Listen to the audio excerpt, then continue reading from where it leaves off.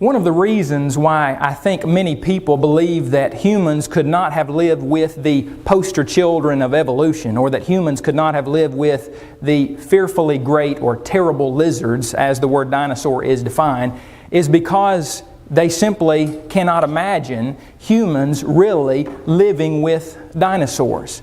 Their ideas of dinosaurs have come from movies, they've come from magazines, they've come from books, they've come from Hollywood. And to think that a human being, or that numerous humans could live with animals that had tails that swayed like cedars, that weighed thousands of pounds, that can grow to be 10, 15, 20, 25 feet long, is simply unimaginable to some people. They think that these animals would have swayed their tails and knocked someone in the head and killed them very easily. That humans simply could not have lived with dinosaurs like Deinonychus because their teeth were too sharp, their claws were too big, they were sickle-like, and if they had ever met a human or run into a human, then they surely would have killed these creatures. Some look at dinosaurs like Allosaurus and think that his head that was a few feet long, his teeth that were serrated, that were very long, or the teeth of Tyrannosaurus rex that were about the size of bananas, that simply features on creatures such as these were simply too terrible for man to ever have contemplated living with or being on the same planet as these creatures at the same time. I think that there has been a picture painted of these creatures, both in movies, in books, and in other places, that has caused many people and many Christians simply to think that, well, how could we have survived on this planet with these kinds of creatures? Aside from the details we talked about in our last lecture, aside from all of the evidence we have for humans seeing these creatures and drawing these creatures, carving them onto rock, aside from some of the other scientific evidence we have for dinosaurs living in more recent times rather than millions and millions of years ago, some people think, well, even if they could have lived with them as far as just wiping out those 70 million years, how could humans have lived with them? Well, what I try to encourage people to do is to think outside of the box a little bit. Because I think that we have been kind of wedged into this box, or hedged in by a box that tells us humans are too scrawny, we're too ignorant, we're not smart enough to have ever lived with creatures like dinosaurs. But then when you begin to see that there are a lot of other animals on this earth with which we live, you begin to think maybe we could have lived with these creatures. There is one gentleman who a few years ago made a statement saying it is ludicrous to suggest that man cohabited with the dinosaurs in an alley-oop kind of world. According to this brother in Christ, he says basically the idea of humans and dinosaurs living together, that only exists in the cartoons. It is ludicrous to think that humans could have lived in this world with dinosaurs. He went on to say in another source, man could not have lived in a world full of dinosaurs. Why? Because their tails were too long? Because they ran too fast? Because they were too big? Because their teeth were too sharp? Because their claws were too scary? I would like for you to stop for just a few minutes and think about some of the animals with which we inhabit this planet today. We live on this planet with a lot of amazing creatures, and creatures that are somewhat frightening. Have you ever heard of the Komodo dragon? Komodo dragons are the largest lizards currently living on Earth today. They can grow to be about 10 feet long, weigh between 200 and 300 pounds. They run as fast as a fast dog, and they are intimidating creatures. I've been told that they can eat 80% of their body weight in one meal. So if you had a 100-pound Komodo dragon, he could consume 80 pounds of meat in one meal. Think about taking Komodo dragon down to McDonald's and ordering him some cheeseburgers. How many cheeseburgers could he eat? Quarter pounders could he eat at one sitting? Well, quite a few.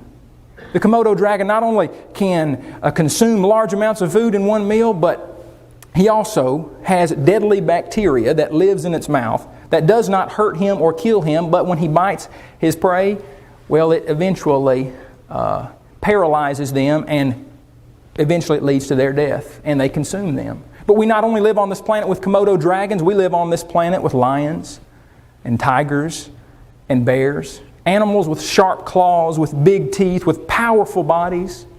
And humans have lived with these creatures for thousands of years. Not only have we lived with these creatures for thousands of years, but for many years humans have trained these creatures to do all sorts of things. They can be trained to jump through a hoop. They can be trained to stand up on their back legs. They have been caught and captured by men for centuries, and not just for centuries, for millennia.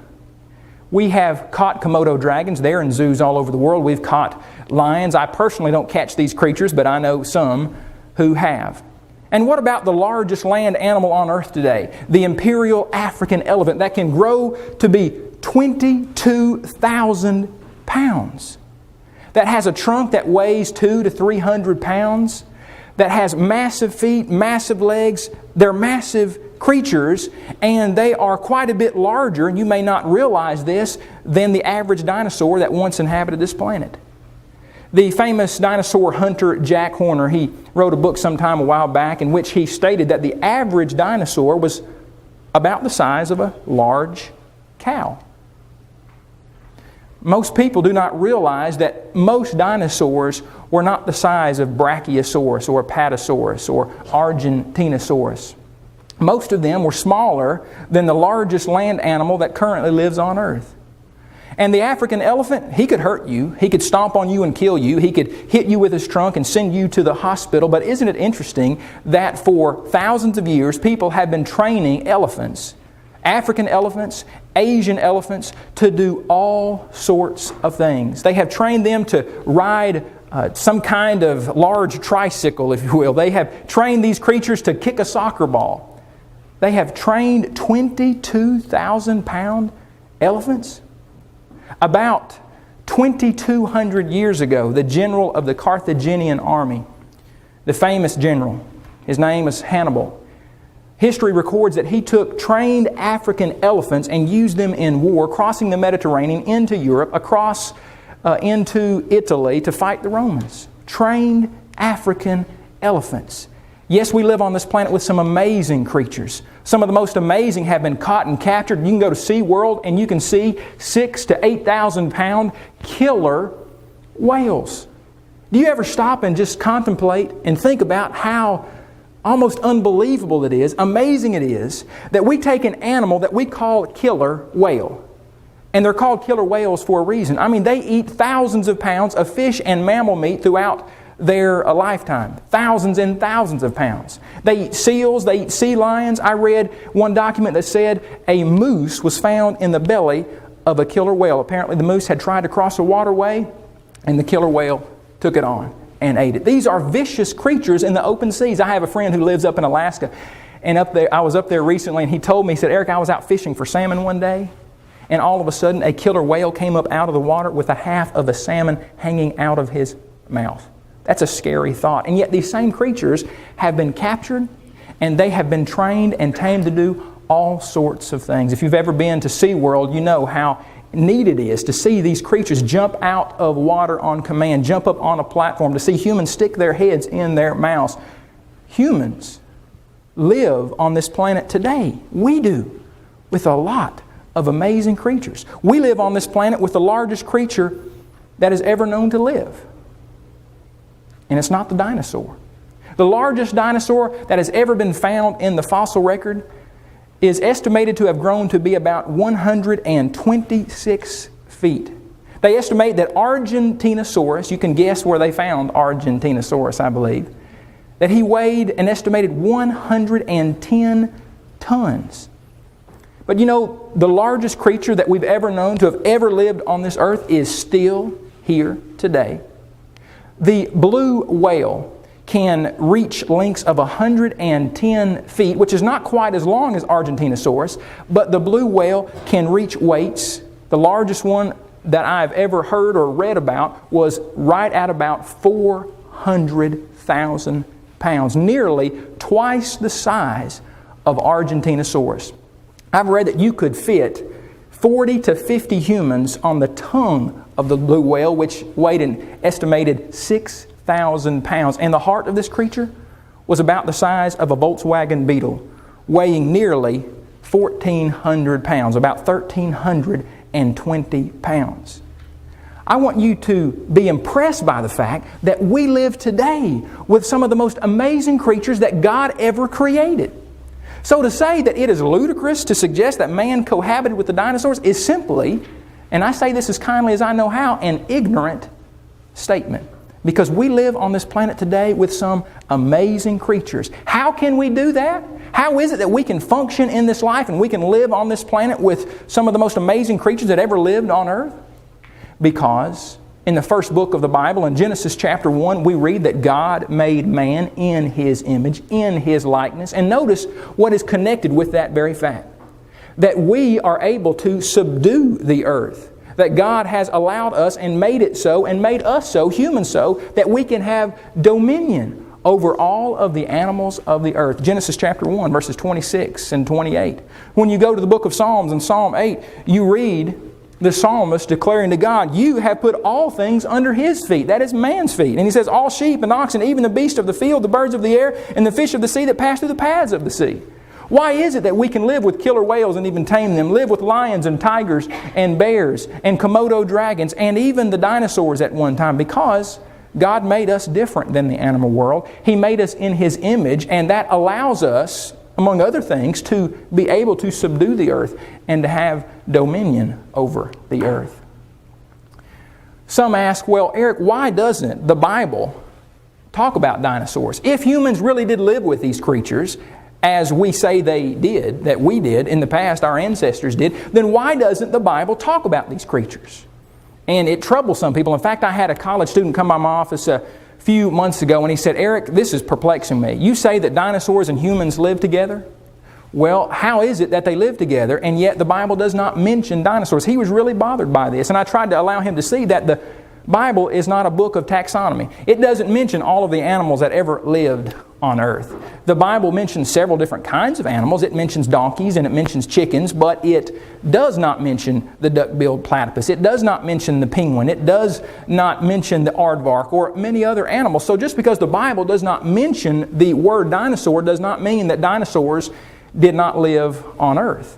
And also, you must realize that the word dinosaur, as we mentioned in our last lesson, the word dinosaur was not coined until the 1840s.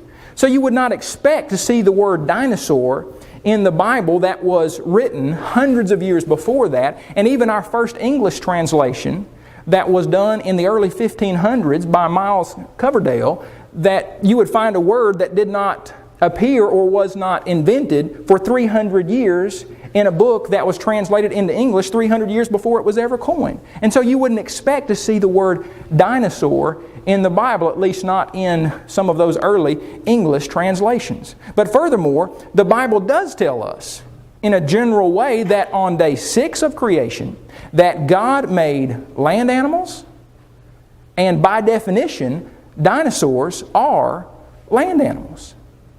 And on day 6 of creation, according to Genesis chapter 1, God not only made land animals, but He made humans. God made dinosaurs and God made humans on day 6 of creation. Are dinosaurs mentioned specifically? No. But the Bible does tell us in Genesis 1 that God made all of the land animals on day 6 of creation. Really, the idea of humans and dinosaurs living together is very simple, because in the very first chapter of the Bible, it tells us that humans and all land animals were created on day 6 of creation. And if that is not clear enough, when we turn over one other book in our Bible, in the book of Exodus, chapter 20 and verse 11, you will find where God says, "For in 6 days," Moses recording this, "the Lord made the heavens and the earth, the sea, and all that is in them." In 6 days, the Lord made what? Everything but the dinosaurs? No, the Bible tells us that in 6 days the Lord made the heavens and the earth, the sea, and all that is in them. So what does the Bible have to say about the coexistence of humans and dinosaurs? It tells us that humans and dinosaurs were created on the very same day. Specifically, no, it tells us in a more general way. But the Bible also gives us information about a couple of creatures that sound exactly like dinosaurs. You recall in the book of Job when God is talking to Job, you remember that throughout the book of Job, Job was wanting to have a hearing with God, and he was wanting to present his case before God, and he wanted to talk to God about some things, that God talked to Job about several animals. And he was trying to impress upon Job that God is the ruler of the universe and not Job. And there were many things that Job did not know. And he did not know all the ways of various animals that God created, including the behemoth, which God said, I made along with you. Now, the English word behemoth is simply transliterated from the Hebrew word behemoth. It's not a translation. We don't really know exactly what this animal is, and so most Bibles simply use the word behemoth. Well, what is a behemoth in this passage? A lot of Bible footnotes you will read says this is supposed to be either the hippopotamus or the elephant. But when you begin taking a closer look at Job chapter 40, you see that this animal doesn't really sound like a hippopotamus or an elephant. God said, He, that is behemoth, eats grass like an ox. See now, His strength is in His hips, His power is in His stomach muscles. He moves His tail like a cedar. He moves His tail like a cedar. Have you seen the tails of the hippo and the elephant recently? You've seen some of the pictures of the mighty dinosaurs and their tails. Let me ask you something. Does this look like it sways like a cedar? I have never heard anyone say that this resembles a cedar tree or sways like a cedar tree. And certainly I don't see how anyone could say that the stubby little appendage on the back end of the hippopotamus sways like a cedar. And yet God told Job this is a creature He made along with him, and he's got a tail that sways like a cedar. Now I ask you, what animal could God be describing here better than a dinosaur that had tail? That certain dinosaurs had tails that were very lengthy. I mean 20 and 25 feet long, that weighed thousands of pounds. Behemoth had a tail that swayed like a cedar. God continued describing this creature to Job, saying, His bones are like beams of bronze, His ribs like bars of iron. He is the first of the ways of God. Only He who made Him can bring near His sword. This is some kind of mighty creature.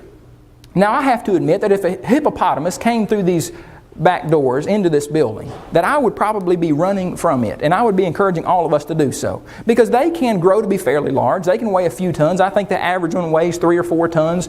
I've read where they might be able to get up to 6 or 7 tons, be 6 or 7 feet high perhaps. Fairly large creature. But you see, the description that God gives to Job there in Job 40 is He is the first of the ways of God, or He is the chief of the ways of God. And when you realize that there are animals that once inhabited this planet called dinosaurs, the largest of them from what we know being Argentinosaurus, that grew to be 126 feet long, weighed approximately 110 tons, then you begin to ask yourself, how could God be describing a 6 or 7 ton hippo when we know that animals that were much mightier than that, animals that I believe can accurately be described as the first of the ways of God, the chief of the ways of God. Not only that, God says, only He who made him can bring near His sword. And yet we know from records that the ancients, specifically the Egyptians, they used to go out and hunt the hippo. In fact, they had a day known as harpooning the hippopotamus day. It's very difficult for me to see God describing a hippopotamus here when we know the ancients used to go out and kill them fairly regularly. Not only that, notice that God says His bones are like beams of bronze, His ribs like bars of iron. You recall Argentinosaurus had rib bones that were, we found fossilized in the fossil record, 14 feet long. What better animal could God be describing here than a mighty dinosaur with a long tail and a massive body, and that was at least 15.5 times larger than the largest hippo that is on earth today. I believe that the description that God is giving us and Job specifically there in Job chapter 40 is that of a long neck, long tail dinosaur. But God continues to describe another animal. Right after the behemoth, He begins talking about Leviathan. And He asks a number of rhetorical questions, beginning with, can you draw out Leviathan with a hook? And of course, the answer to all of these questions is no, this creature is too mighty. In fact, when you begin to read the description of Leviathan in Job chapter 41, you are impressed with a number of things, almost more impressed with this creature than you are with the creature known as Behemoth, or called Behemoth in Job chapter 40. A lot of people think that Leviathan is, or was, simply a crocodile. In fact, in a lot of Bible footnotes and in commentaries you will see, well, he's just describing here a crocodile. But notice how God describes this creature. He continues to ask rhetorical questions. Can you put a reed through his nose or pierce his jaw with a hook? Though the sword reaches him, it cannot avail, nor does spear, dart, or javelin. Darts are regarded as straw and bronze as rotten wood. He is describing a creature here that is virtually impossible to be caught. This is one mighty creature. Now, again, we can go back and read the records of the ancients and see where they caught crocodiles and alligators fairly regularly. The historian Herodotus talks about how they caught them, and others have stated that they not only caught them, but they tamed them. I was looking in a journal for young people some time ago. It's in a lot of public schools, called Current Science Magazine. And a few years ago, they had a picture of several crocodiles that they had found in some of the Egyptian tombs that had been caught, killed, and mummified. So to say here that this is a crocodile that lived during the time of Job is just hard for me to grasp, especially when God continues to say his undersides are like sharp potsherds or sharp pieces of broken pottery. He spreads pointed marks in the mire or in the mud. You've seen the underside of an alligator or a crocodile before, I imagine. Does their underside, is it like sharp pieces of broken pottery? Does it leave pointed marks in the mud? I haven't seen any that do. On earth there is nothing like him which is made without fear. He beholds every high thing. Exactly what the statement means, he beholds every high thing, I am not for sure. But one thing we know is that alligators and crocodiles don't see every high thing. And as we've already mentioned, they've been captured, they've been killed. People have been doing this for hundreds and hundreds and thousands of years. The well-known crocodile hunter who has now passed from this life, you recall how he played with these creatures day in and day out. People have captured them. People have killed them. Is this what God is describing in Job chapter 41? And then we read, his sneezings flash forth light, and his eyes are like the eyelids of the morning. Out of his mouth go burning light. Sparks of fire shoot out. Smoke goes out of his nostrils as from a boiling pot, and burning rushes. His breath kindles coals, and a flame goes out of his mouth. What does that sound like? Is God telling Job about a creature that really doesn't exist? Now some people have said, well, this is just a mythological creature. Well, think about it. God's point to Job is, God is God and Job is not. Job didn't understand everything that was going on and everything that he was saying, and God was trying to impress upon Job that he didn't understand a lot of things simply about the natural world and creatures that God had made. Now, if God was talking about a mythological creature here and Job knew that, I would think Job would be scratching his head saying, what's the point? The point is, this is a real creature. God made him. Job can't handle him. Man doesn't quite understand him. And this creature even expels what appears to be fire and smoke out of his mouth at times. Could God do that? Could God create a creature that does that? The reaction I get from some brethren is, God simply could not have done that. Well, I would be very careful saying that God couldn't do something like that.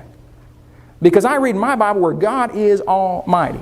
And if He wanted to make a creature that could, from time to time, expel something out of His mouth that looked like fire and smoke, then I certainly believe He could have. And then when I consider some of the animals that live on earth today, and I consider that there are various animals that expel pretty interesting things, I think, well, maybe there were animals that once expelled fire and smoke out of their mouths. One, I guess you would call him progressive creationist. His name is Hugh Ross. He stated sometime a while back, no dinosaur ever breathed fire or smoke. It's interesting to me that this gentleman would make this statement, but he believes that humans and dinosaurs are separated by millions and millions of years. And yet he's so certain that no dinosaur ever breathed fire or smoke. Though he admits that, he says, no human ever saw this creature. We only know about them from the fossil record, but he says he knows that they never breathe fire or smoke. I'm reminded of a creature on earth today known as the electric eel that can produce electricity, if you will, voltage and shock you and send you to the hospital, perhaps fatally hurt you, but it does not hurt itself. Have you thought about how amazing that is, that there is an animal that can do that on earth, alive and well today? Or maybe sometimes you've gone out in your backyard and you've seen the lightning bug or the firefly, and you haven't been all that impressed with this creature that can take chemicals like luciferin and luciferase and combine them with oxygen to make bioluminescent light. That is very amazing. One of the funnest things I do with my kids in the summertime is go out in the backyard and catch fireflies and just see them light up from time to time. That is an amazing thing. God made the electric eel. God made the firefly. God made a beetle that we call the bombardier beetle that can shoot a noxious acidic spray out its back end at 212 degrees Fahrenheit. And those of you that do a little cooking, I don't try my hand at that very often. It might be a dangerous thing. Know that at 212 degrees you have the point at which water is boiling. And yet evolutionists say, well, the bombardier beetle just evolved over millions of years. Can you imagine the first time the bombardier beetle was evolving and tried to do this? Boom! Well, I think it would have killed itself, and then that would have been the end of the bombardier beetle. Well, evolution has a lot of problems, and the idea that no dinosaur ever breathed fire or smoke, or there simply could not have been any dragons on earth any time in the past, is simply not a very logical statement in view of the fact that we live on earth today with amazing animals, electric eels, fireflies, bombardier beetles. Now, we have a dinosaur book titled Dinosaurs Unleashed, where we are dealing with, in this book, a lot of evidences and proofs for the coexistence of dinosaurs and humans. It was illustrated by a Canadian artist named Louis Lavoie. We asked him to read Job 41 over and over and over again, and do the very best he could, though he's never seen this creature, he's reading a description of it, do the very best he could at illustrating what he sees here. And what he drew was what you see on the screen. And I'm not saying this is exactly what Leviathan looked like. I'm saying it's the best depiction that I've ever seen from just a straightforward reading of Job chapter 41. But what about these stories of creatures in the past that sound like long neck, long tail reptiles that evolutionists say are separated from men by millions of years? Some of them are said to have breathed fire. What about these stories? Well, they're not called dinosaurs. Of course, as we've already stated, the word dinosaur wasn't around until the 1840s. And so if humans ever lived with these creatures, that word would not have been used. They would have called these creatures, I believe, dragons. Now, ancients used the word dragon from the Greek drakon to refer to any large serpent or reptile, whether real or mythological, whether you're talking about a terrestrial animal, an aerial animal, or an aquatic creature. They use this word dragon in a very broad way. Now, are there some dragon legends that are simply not all that factual? Well, I'm sure there are. Are there some that have elements in them that are not exactly true? I imagine there are. But does that negate every story about every ancient reptile that ever lived? Not any more than you going fishing and catching a fish this big and coming back and telling your family, I caught a fish that big. And you exaggerated it a little bit. Or coming home after being chased by a dog and telling your family or your mom or dad, I got chased by a big dog today, and maybe it was the size of a chihuahua. I don't know.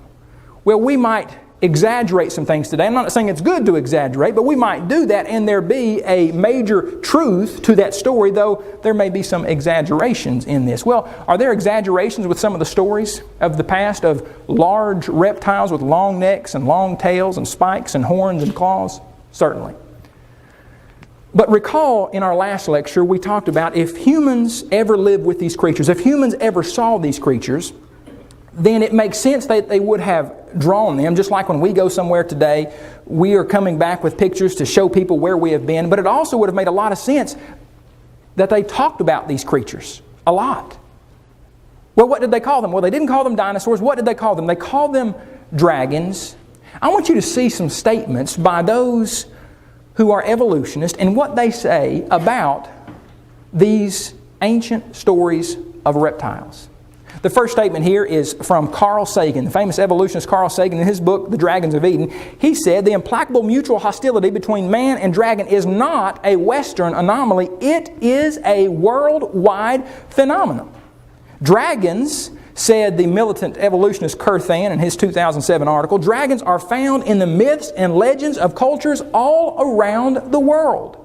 Okay, so these stories are ubiquitous. They are worldwide. People all over the world, wrote Daniel Cohen, have believed in dragons. Is that because they're all fairy tale creatures? Or is it because humans once lived with these reptiles that in the past were called dragons? The stories, even stated by enemies of Christianity, the stories are worldwide. In a DVD titled Dragons, A Fantasy Made Real, put out by Animal Planet not too long ago, they begin the DVD with this statement. They said, there is one creature remembered in the legends of almost every human culture that's ever existed, a creature depicted with remarkable similarity by the Chinese, the Aztecs, even the Inuit who live in a frozen land where no reptiles are found. Even they have stories of this animal, the dragon. Cultures from different continents. People who had no contact with one another, yet all of them had stories describing the same, what they called, mythical animal. If humans ever did live with dinosaurs in the past, there are at least two types of evidence that would have been left behind. One would be the carvings that we showed in our last lecture, the pictures, and another would be stories. Isn't it interesting that these stories are worldwide and they go back to the beginning of time? Samuel Kramer wrote in his book, History Begins at Sumer. He said the dragon slaying theme was an important motif in the Sumerian mythology in the 3rd millennium BC. And then we have a quotation here from that same video I mentioned a moment ago. This is the animal about which humankind has throughout our history been most compelled by. This is the animal that throughout our history has been most compelled by. It's a story that is worldwide. Dragon Legends wrote Science Digest, an article that appeared in Science Digest. Dragon legends have been with humanity since the dawn of recorded history. Why is that the case? Is it because these creatures are just made up? Well, if that's the case, then why are they made up all around the world in different cultures and different places?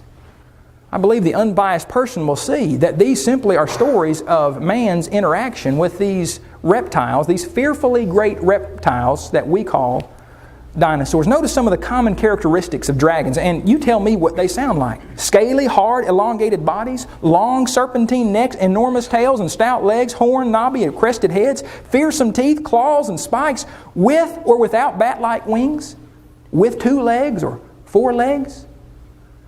Is this a list of characteristics of dragons or dinosaurs? Well, I submit to you, it's a list of characteristics of dragons and dinosaurs. Because the stories we have of dragons, many of them sound exactly like dinosaurs. And you don't have to take my word for it. Notice again what some evolutionists have stated about this, or evolutionary sources, like the New Encyclopedia Britannica. They referred to dinosaurs as gigantic prehistoric dragon-like reptiles. Yet the encyclopedia was careful to say that dragon legends apparently arose without the slightest knowledge on the part of the ancients of these real animals. And then we have a statement from Daniel Cohen who said, no creature that ever lived looked more like dragons than dinosaurs. Their stories are worldwide. They go back to the beginning of time, and they sound like dinosaurs. This is one of the more amazing statements that I've seen on this subject from atheist Carl Sagan, who speculated that humans may very well, he used the word, remember dinosaurs. He indicated that the pervasiveness of these stories is probably no accident. Notice what he speculated a couple of pages later in this book. He said, could there have been man-like creatures who actually encountered Tyrannosaurus rex? Could there have been dinosaurs that escaped the extinctions in the late Cretaceous period? Could the pervasive dreams and common fear of monsters, which children develop shortly after they are able to talk, be evolutionary vestiges of quite adaptive, baboon-like responses to dragons and owls? Do what?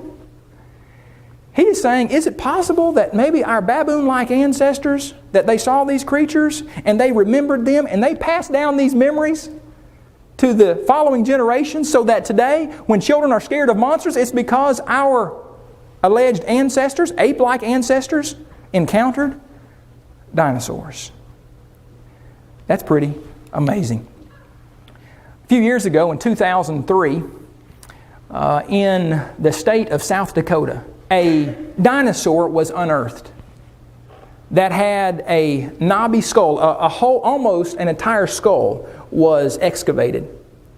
And according to the men who excavated it and who later named it, this dinosaur looks so much like what they have heard dragons look like, at least in the stories and in some of the paintings, that they called the dinosaur Draco Rex, which means Dragon King. And it's on display today at the Children's Museum in Indianapolis. A dinosaur that looks like a dragon. Well, notice one of the placards there in the museum, what it says about this creature. It said, when we saw this creature's head, we weren't sure what kind of dinosaur it was. Its spiky horns, bumps, and long muzzle looked more like a dragon. Maybe because dragons are dinosaurs and dinosaurs are dragons. It's a new type of dinosaur that looks like a dragon. As we begin to conclude, I want you to see, just recently there was an article put out by Kurthan where he speculated what caused all the dragon legends. Notice what he said in this article. He said, and this is an evolutionist, of all the creatures that ever lived, pterosaurs probably most closely resemble the dragons of European legend. The pterosaurs, like Quetzalcoatlus or Pteranodon or pterodactyl. And yet in this same article, he went on to say, two people living in ancient times, a comet streaking through the skies with an icy tail millions of miles long would have closely resembled such a creature. That is a dragon. If comets were the inspiration of some dragons, it could help explain why dragons are ubiquitous in the myths and legends of so many different cultures in all corners of the world. Let me ask you this. Which one of these looks more like a dragon to you? The dinosaur they unearthed that they actually call the Dragon King, or a comet flying through the sky? And yet the same author said that there are no animals that look more like the European dragons than the extinct dinosaur-like flying reptiles. There is powerful evidence for the coexistence of dinosaurs and humans. There are rock drawings that go back hundreds or thousands of years. There are stories that go back to the beginning of time. According to evolutionists, we have the Bible that tells us they were both created on day 6, and we have our good common sense and reason that tell us we live with amazing creatures today. Why couldn't we have lived with the dinosaurs in the past?